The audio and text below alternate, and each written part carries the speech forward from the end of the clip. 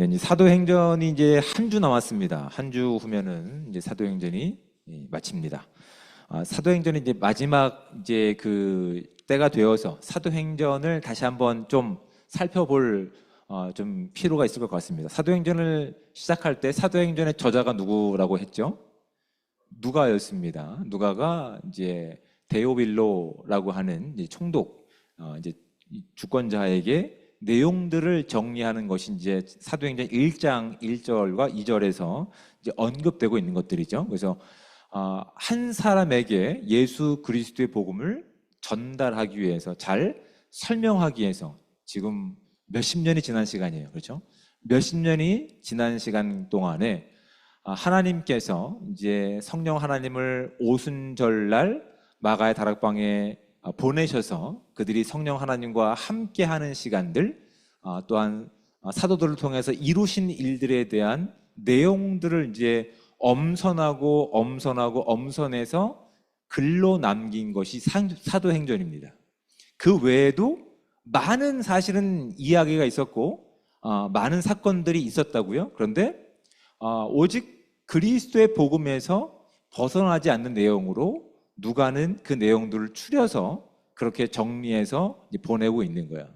그리고 이제 마지막 로마에서 이제 죄인의 신분이 되어서 사도 바울이 복음을 전하기 앞서서 하나의 이야기가 좀 엉뚱한 내용으로 언급되고 있다고요. 그렇죠? 멜리데 섬이라 하는 그 섬에 그들이 이제 나름대로 생존한 후에 이 사건들, 사실은 이것이 복음 전하는 일과 무슨 상관이 있었을까요? 그렇죠? 복음 전하는 일과 복음이 전해지는 일과 그닥 상관이 없었을 내용들이 본문에 있는데 누가는 이 부분을 사도행전이라고 하는 그 복음의 내용 가운데 기록하고 있다는 사실을 우리가 주목하셔야 되는 거예요. 왜 누가는 이 내용을 그 당시 교회 가운데 전하기를 원했을까? 누가는 하나님의 감동을 가지고 이렇게 내용들을 정리하고 있었죠. 복음이 무엇이고 어떤 내용들을 더 중점적으로 다뤄야 되는지, 하나님의 복음보다 사람의 어떤 능력들이 앞서는 것들은 나름대로 성령의 감동하심을 가지고 다 뺐을 거라고요. 그런데 그럼에도 불구하고 정리하다가 하나님께서 그 마음 가운데 감동을 주신 내용이 이런 거죠. 마치 탁 무릎을 치면서 그때 그런 일도 있었지. 그때 그런 하나님께서 우리 가운데 일하셨던, 하나님이 전적으로 일하셨던 그런 일도 있었지라고 하면서 이렇게 복음에 대한 내용이 전달되는 과정 가운데 있었던 하나의 에피소드를 또 추가하고 있는 거라고요. 그것이 바로 오늘 본문 가운데 있는 기록입니다. 그렇게 하나님께서는 하나님의 선택을 받은 사람들, 사도들과 또한 많은 예수 그리스도의 교회 공동체를 통해서 많은 일들을 하셨어요. 많은 일들을 통해서 그것을 기록하셨기 때문에 사도행전을 다른 말로 뭐라고 얘기한다고요? 성령 행전으로 이야기를 하고 있다고요. 사도들 중심으로 이 일들이 기록되었지만 또한 사도들뿐만 아니라 하나님께서 일하시는 많은 사람들 가운데 누가 주체를 가지고 성령 하나님께서 주체와 주도권을 가지고 일하셨기 때문에 비로소 많은 시간이 지나고 나서, 비로소 그 막강하고 엄청난 일들이 지나고 나서 누가처럼 이렇게 탁 무릎을 치는 거야. 그렇지. 그런 일도 있었지. 그런 일도 나에게 있었지. 돌이켜 보니까 추억이 되는 것이 아니라 그 일 가운데, 그 시간 가운데, 그 관계 가운데 하나님이 선한 손길이 있었지라고 누가는 분명히 깨닫게 되는 거라고요. 그래서 이 로마까지 가서 복음을 전하는 일 가운데 별로 엄밀히 말하면 로마에 전달되는 이야기 가운데 불필요한 내용일 수 있다고요. 항해 일지라든지 이런 멜리데 섬에 이렇게 사람들이 도착한 내용들을 언급하는 내용이 별로 없음에도 불구하고 그 모든 시간과 그 모든 과정 가운데 누가 함께 하셨음을 알았기 때문에, 성령 하나님께서 함께 하심을 알았기 때문에 또 하나의 복음의 에피소드를 그렇게 누가는 본문 가운데 기록하고 있는 거라고요. 그렇죠? 내용을 한번 살펴보시기 바랍니다. 28장 1절, 우리가 구조된 후에 난파된 거죠. 그렇죠? 몇 날 며칠 오랜 시간 동안 해도 보이지 않는 곳에서 떠밀려 결국은 배도 다 부서지고 사람들만 겨우 목숨을 건져서 올라온 곳이 멜리데라고 하는 섬임을 나중에 알게 된 거예요. 보세요. 우리가 구조된 후에 알게 되었는데 그 섬은 멜리데였다고요. 그들이 어디로 떠밀려 갔는지 어떻게 정착됐는지도 사실은 지나고 오니까 발견된 것들이죠. 2절 보십시오. 비가 오고 날이 참해 원주민들이 우리에게 특별한 동정을 하여라고 되어 있어요. 그러니까 그들은 이렇게 로마, 그러니까 헬라의 중심적으로 봤을 때 어떤 사람들이냐면 바바리안들인 거예요. 그러니까 뭐랄까요? 이렇게 야만인들에 가까운, 그러니까 헬라 중심적인 사고죠. 그러니까 헬라 말을 알지 못하고 헬라 문화를 알지 못하는 사람들은 야만인으로 취급됐던 그 당시에 문화와 또한 배경이 있었기 때문에 이것이 지금 누가에게 쓴 거예요? 로마의 문화, 헬라 문화를 가지고 있는, 그렇죠? 총독에게 쓴 글이기 때문에 그들이 이해하는 관점에서 이것을 설명하고 있다는 사실을 우리가 이해하고 봐야 되는 거예요. 그래서 헬라 문화를 알지 못하는, 헬라 언어를 알지 못하는 그렇게 야만인들, 원주민들이 우리에게 특별한 동정을 보였기 때문에 우리가 얼어 죽지 않고 굶어 죽지 않고 그 섬에서 나름대로 정착할 수 있었습니다를 이제 성경은 우리 가운데 보여주고 있는 거예요. 근데 여러분, 흥미로운 점은 바로 이런 겁니다. 우리가 이런 환경이라든지 아니면 이런 뭐랄까요, 바로바로 이루어지는 일들을 통해서는 어떻게 느낄 수밖에 없어요? 야, 이 길이 하나님이 기뻐하시는 길이 아닌가 보다라고도 생각할 수 있다고요. 하나님이 함께 하시는 길 가운데 우리가 기대하는 건 뭡니까? 순적하게 어떤 어려움 만나지 않고 이렇게 순탄하게 가는 것 아닙니까? 우리가 또 그렇게 기도 많이 하지 않습니까?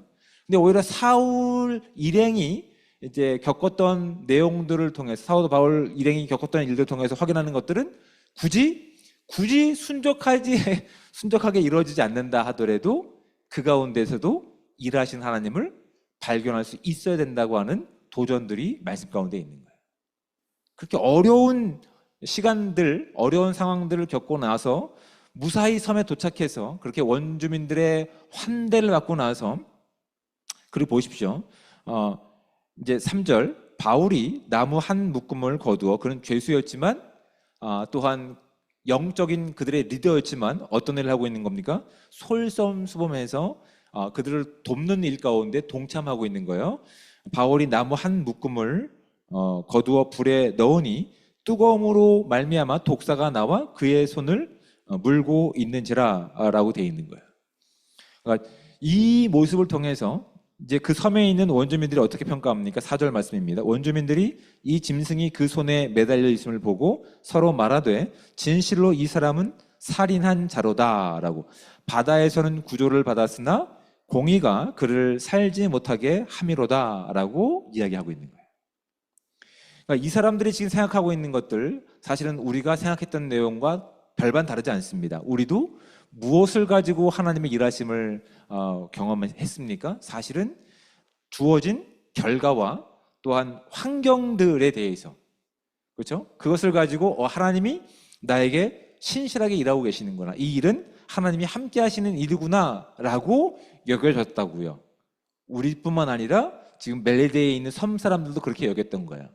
오히려 그들이 난파된 배에서 구원함을 입었을 때 그들은 신의 가호를 받고 있다고 생각했다고요. 특별히 신이 그들을 도왔다라고 이야기하는 거예요. 그런데 어떤 일이 있는 거예요? 따뜻함을 위해서 사도 바울이 솔선수범하면은 그 일로 인해서 독사에게 물리자 사람들은 어떻게 태도를 바꿉니까? 저 사람은 정말 살인자였구나라고 평가를 해버리는 거라고요. 여러분, 적어도 예수 그리스도를 믿는 저와 여러분에게는 환경을 가지고 하나님의 능력과 하나님의 일하심을 제한하지 않는 은혜가 우리 모두에게 있기를 주님으로 축복을 드립니다. 하나님의 사람들은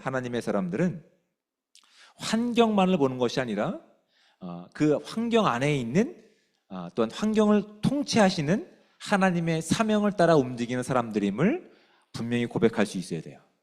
하나님을 알지 못하는 사람들, 아직 하나님을 알지 못하는 사람들은 현상에 따라서 태도를 바꿀 수밖에 없습니다. 그렇죠? 하지만 하나님을 믿고 하나님과 함께하는 사람들은 환경이 아니라 사명에 따라 움직이는 사람들임을 고백할 수 있어야 되는 거예요. 지금 사도 바울 일행을 대하는 그 섬 사람들이 어떤 태도를 보였습니까? 환경과 또한 그런 어떤 내용들, 결과에 따라서 판단해 버렸잖아요. 하지만 하나님의 사명을 가지고 움직이는 사도 바울과 전도팀 일행은 어떤 모습을 보였습니까? 어떠한 삶의 변화와 격동이 없습니다. 오히려 보십시오. 5절 말씀, 바울이 그 짐승을 불에 떨어 버림에 조금도 상함이 없더라. 여기 사도 바울의 감정이 기록되어 있습니까? 없습니다. 그렇죠? 그러니까 그것을 바라보는 사람들, 하나님 밖에 있는 사람들은 환경과 결과를 가지고 그 내용을 정의하고 평가하는데, 정작 하나님의 사람들은 환경과 결과가 아니라 그 내용 가운데 하나님의 사명이 있기 때문에 그 독사에 물린 것을 전혀 개의치 하지 않는다고요. 왜냐하면 사도 바울에게 주어진 사명이 무엇이었습니까? 네가 로마에서도 나의 복음을 전하여야 하겠다라고 하나님 말씀이 있었거든요. 그러니까 물려도 고생하고 힘든다 하더라도 결국 내가 어찌어찌 살아서 결국 어떻게라도 하나님의 말씀을 다 해야 할 사명이 있기 때문에 주어진 결과와 환경 때문에 일희일비하지 않는다. 슬퍼하거나 절망하지 않는다. 사도 바울이 보인 이 모습을 통해서 오히려 무엇을 드러내는지를 보십시오. 적어도 섬 사람들은 6절 말씀 가운데 그들을 기대하고 있는 겁니다. 그들은 그가 붙든지 혹은 갑자기 쓰러져 죽을 줄로 기다렸다가 오래 기다려도 그에게 아무 이상이 없음을 보고 돌이켜 생각하여 말하되 그는 신이라 하더라. 사람들이 죽지 않았던 사도 바울을 통해서 뭘 얘기하는 겁니까? 오히려 하나님을 바라볼 수 있는 기회가 열린 거예요. 짧은 시간이기 때문에 그들의 가운데 복음을 전했다는 말은 없지만 보십시오. 이제 7절 말씀 가운데 그 섬에서 가장 높은 사람 보블리오라 하는 이가 그 근처에 토지가 있는지라 그가 우리를 영접하여 사흘이나 친절히 머물게 할 4일 동안, 구조된 이후에 4일 동안 이렇게 머물면서 함께 교제하는 시간 가운데 사도 바울이 뭐 했을까요? 비록 언어는 달랐지만 어떻게 하면 그리스도를 전할 수 있을까? 애를 썼겠죠. 하지만 언어에 어려움이 있었기 때문에 수월하지 않았던 것 같아요. 그래서 본문에서 말씀을 통해서 그들 가운데 복음을 전한 내용들은 없습니다. 다만 한 일이 있습니다. 8절 말씀을 보십시오. 버블리오의 부친이 열병과 이질에 걸려 누워 있거늘 바울이 들어가서 기도하고 그에게 안수하여 낫게 하매라고 되어 있어요.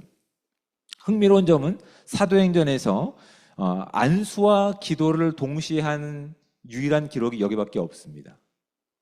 그러니까 하나님 말씀이 전파되었고 손수건만으로도 병이 낫던 지역에서는 특별히 안수할 필요가 없었어요. 그렇죠? 기도만으로도 능력을 하나님께서 일으키셨으니까. 하지만 지금 이 섬 사람들은 어떻습니까? 하나님에 대해서 알지 못했고 언어도 알지 못했다고요. 오히려 사도 바울에게 일어나는 일로 통해서 사도 바울을 어떻게 이해하고 있는 거예요?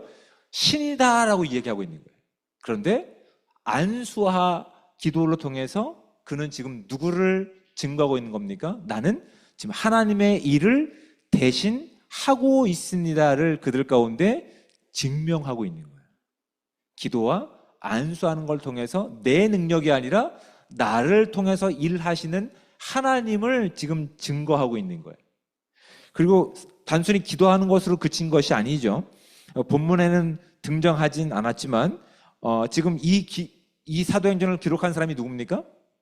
누가라고요? 누가의 직업이 뭔지 아시죠? 의사였다고요. 그렇죠.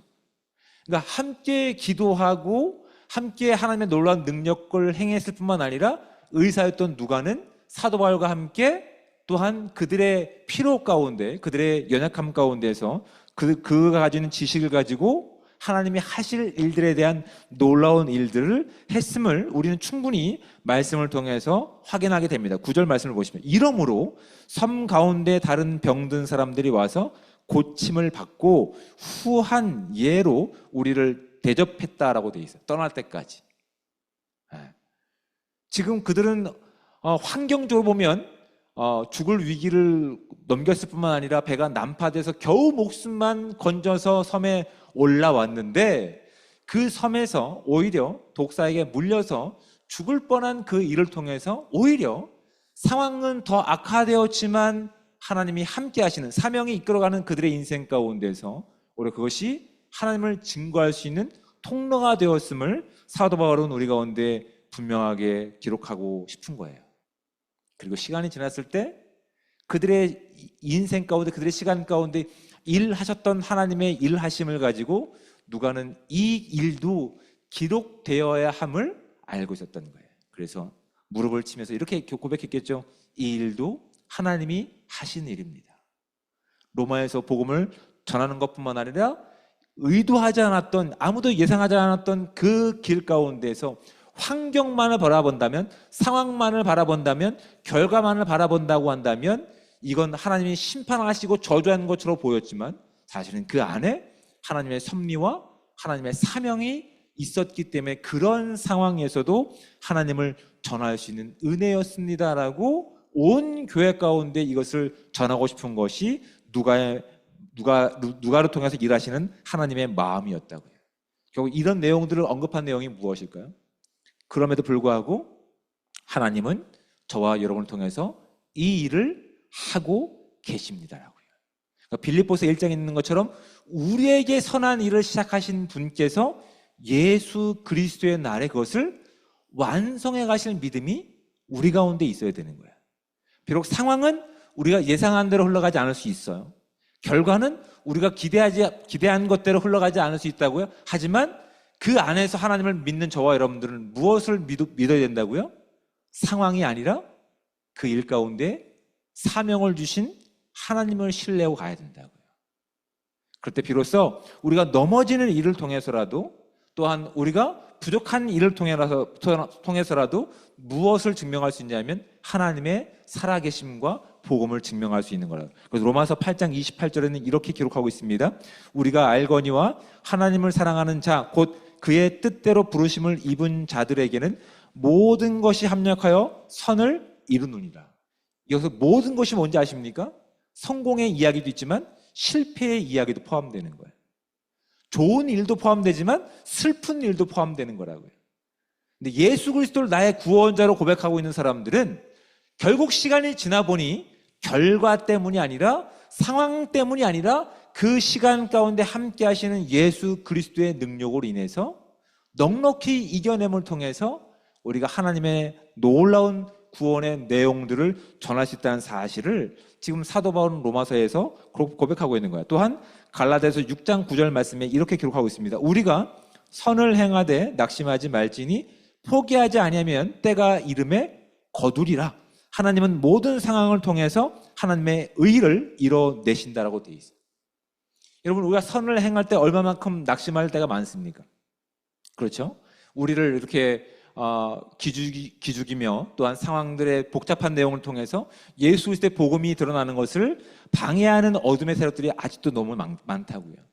근데 우리 안에 시작하신 분이 그 선한 것이 예수 그리스도의 날 가운데 완성될 것을 믿는 저와 여러분들은 그 상황이 아니라 우리 안에 주어진 하나님과 또한 그분이 우리에게 주신 사명을 가지고 낙심하지 않고 포기하지 않게 된다고요. 그러면 때가 되면 그것을 이루시는 분이 하나님이심을 고백하게 된다고요. 그래서 갈라디아서 6장 9절 말씀에 뭐라고 되어 있다고? 하나님은 모든 상황을 통해서, 여기도 모든이라고요.